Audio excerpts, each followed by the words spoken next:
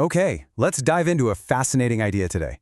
What if an item's value, or even your value, has less to do with what it is and everything to do with where it is?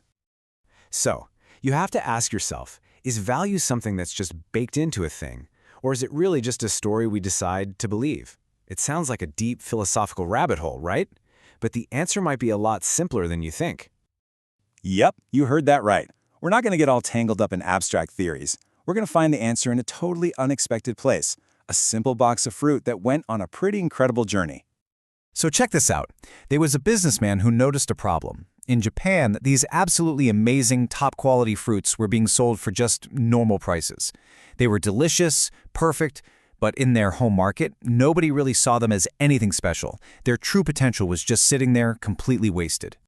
So what did he do? Did he launch some huge marketing campaign, try to create a new kind of fruit? Nope. He did something so much smarter. He took the exact same fruit and just moved it. He took it to a totally different environment, Dubai, a market where people really value things that are exclusive, rare, and premium.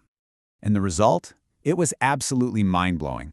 The value just exploded. We're talking the same piece of fruit now selling for 10 times the price. Sometimes they were even delivered by private jet. It went from being a snack to a luxury good, a total status symbol. And why? All because it changed its address. The product was the same, but its story, its worth was completely transformed.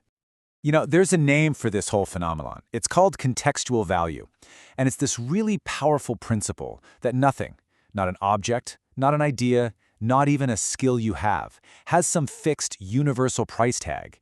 Its worth is almost completely decided by the audience and the environment it's in. And this quote just hits the nail on the head. A market that does not recognize your value will always price you low. Think about that. If you're in a place that doesn't get what you're about, you're always going to be undervalued. And that says absolutely nothing about your actual worth. It says everything about the room you're standing in. And this is where it gets really personal.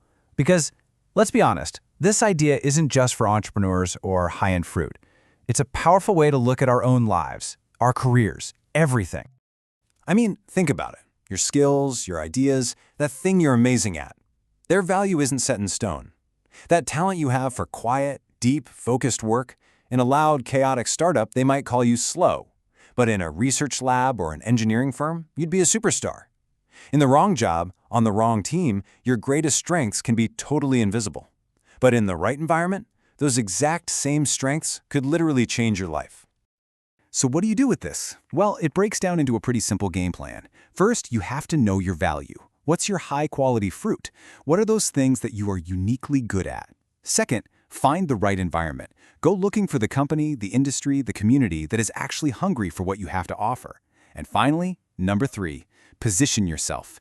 Have the courage to actually make the move, to put yourself in that place where you won't just fit in, but you'll thrive.